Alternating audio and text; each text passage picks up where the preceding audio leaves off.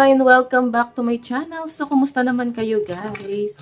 Okay, so tignan natin kung kanino bang love reading yung masasagap natin. Pero bago tayo guys mag-start, gusto ko lang kayo guys pasalamatan sa walang sawang pagsubaybay sa ating mga reading. And kung kayo ay bago pa lang sa ating channel, mag-subscribe na po kayo guys. And i-click mo na rin yung ating notification bell para lagi po kayo guys updated sa ating mga bagong upload. So, tignan natin kung kanino bang love reading yung masasagap natin guys. Okay, kanino po ba itong love situation? So guys, meron tayong crossing bridge. I think nagtagpo na kayo ng landas na itong taong to. Hay ano, it's time for healing, connecting, mending, and releasing. So, nandun ka sa point na siguro nag-aalangan na yung iba sa inyo.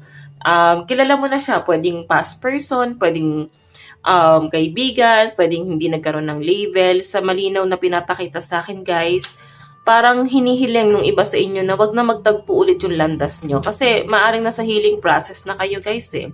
Parang ready ka na mag-move on. Ito pa guys yung nakakatawa eh. Nandun ka na sa point na nag-move on ka pero talagang may mga pinapakita na sign or pwedeng nakikita mo yung pangalan niya sa pader. Mga ganun guys, nagkakaroon ng mga sign para maalala mo itong taong to. Or pwede yung paborito niyang pabango guys na amoy mo sa ibang tao. Or nalalanghap mo, parang ganun. So, parang natatawa ka na lang din siguro dito guys. Bakit pinapaalala pa sa inyo? Okay, so I think, kaya ganyan guys, no? Sa ibang nagtataka, bakit parang pinapaalala pa sa atin, bakit laging may mga sign. Pag ganyan guys, ang na-experience mo, malinaw na minamanifest ka ng person mo. Okay, so I think minamanifest ka ng person mo dito. Tingnan pa natin. So guys, meron tayong, ayan, take action with passion. So yung person na kadil mo guys, sinusundan ka. Pasunod-sunod siya guys habang ikaw ay nasa healing process. Susundan at susundan ka pa rin ito guys. Kumbaga walang imposible sa kanya ngayon dito sa pinapakita sa akin. Ayan no. Meron siya mga gagawing pagpapapansin sa inyo. Pwedeng binubyo niya yung my day mo. Pwedeng may nababalitaan pa rin yung person mo sa'yo. Mga ganong scenario guys. Okay, so tingnan pa natin. So guys, meron tayong solitude. In silence, peace prevail. So I think yung iba sa inyo nandun ka sa point na gusto mo mapag-isa, gusto mong magkaroon ng peace of mind. Siguro talagang ano ka ngayon, mas masaya ka nang nag-iisa or pwedeng kontento ka na nang nag-iisa dito guys. Follow your bliss. So ito yung nakikita ko sa inyo guys, mas sinusundan mo ngayon dito yung success mo. Or mas sinusundan mo dito yung nagpapaligaya sa inyo, nagpapasaya sa inyo guys. Okay, pwedeng meron ka mga libangan, pwedeng nakalimutan mo na yung person mo eh. Kasi nagkaroon ka ng ibang libangan na nagpapasaya sa inyo guys. Okay? Kaya nga yung person mo, nagpapapansin guys kasi hindi mo na siya naisip. So, tignan pa natin. Okay. Ito gamitin natin guys. Kanina po itong love reading. Kanina po itong love reading. Yung iba sa inyo guys malinaw, no? Parang karamihan sa inyo, parang introvert po kayo. Okay? Hindi ka siguro palalabas ng bahay, may sarili kang mundo. May nakita akong mahilig sa mga mobile games dito. Or parang mas na-enjoy mo yung ganyang buhay. Okay, so tingnan natin. So guys, meron tayong the Hermit. So, hinahanap pa rin, no? May hinahanap pa rin na sagot. Pwedeng nag-iimbestiga pa rin. Pwedeng nag-i-stalk pa rin, guys. Hindi pa rin, guys, natatahimik, no? May nasisense ako rito na energy na mataimtim pa rin nagme-meditate itong person mo. Okay? Mataimtim pa rin siya, guys. Minamanifest ka. Kasi hinahanap ka pa rin niya, guys. So, I think nalulungkot yung person mo dito. Nandun siya sa sitwasyon na nakastuck siya, guys. Eh. Hindi siya makaalis. Pwedeng kasal tong person mo eh, oh. Or pwedeng hiwalay na siya doon sa person niya. Yun nga lang, kasal sila. Kung kahit na hiwalay na sila, siguro, hindi niya maibigay sa inyo yung gusto mo kasi nga, kasal si person. Okay, so tingnan natin. Meron tayong Seven of Swords. Oh, maraming betrayal na nangyari dito, guys. Okay. So, alam nyo, guys, malinaw na yung pinapakita sa akin dito na yung person mo, ilang beses ka rin ito niloko. Okay?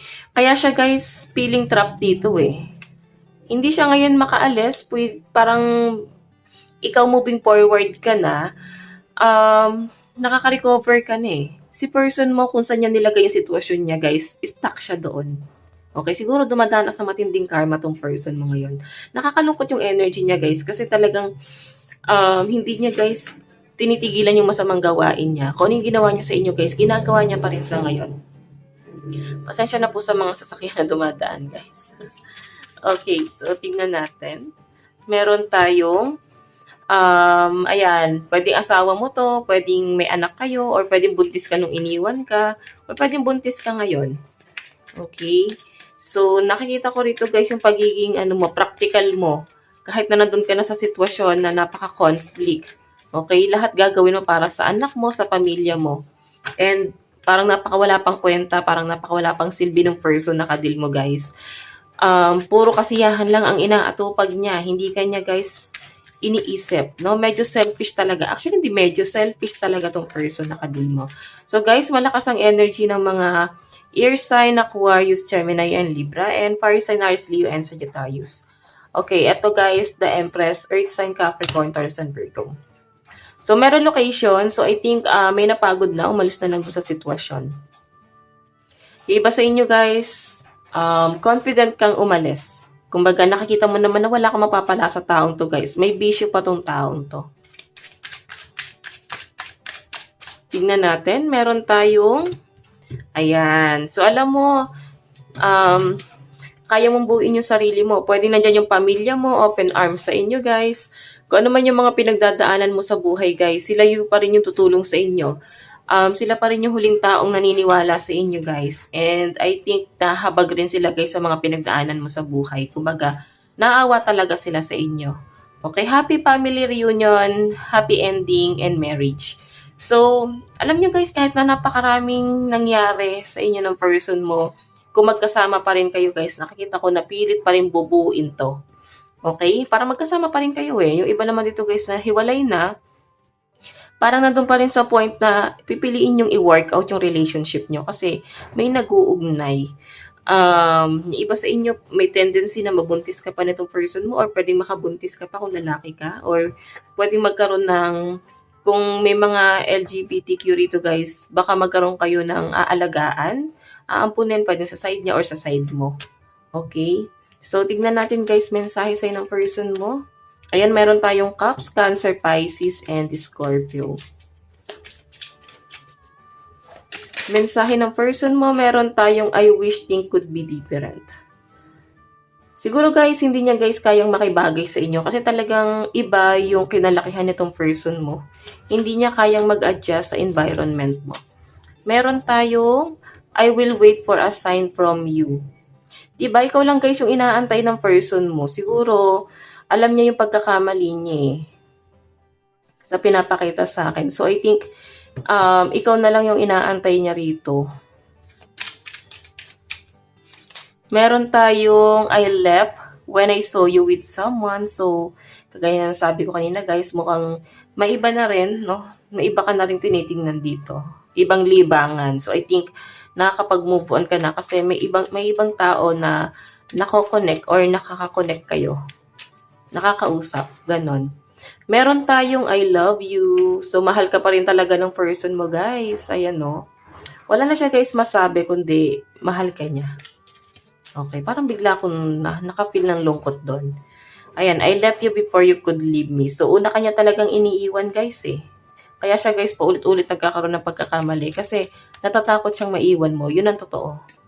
Okay, meron tayong you don't know how hard it was to let you go, diba? Kaya siya, guys, nandyan pa rin kahit paulit-ulit kanyang niloloko kasi takot din siya, guys, na iwan kanya ng tuluyan. Okay, so medyo narcissistic lang yung energy guys kasi sarili niya lang yung iniisip niya rito guys. Marami ng taong nadadamay dito dahil sa ginagawa niya.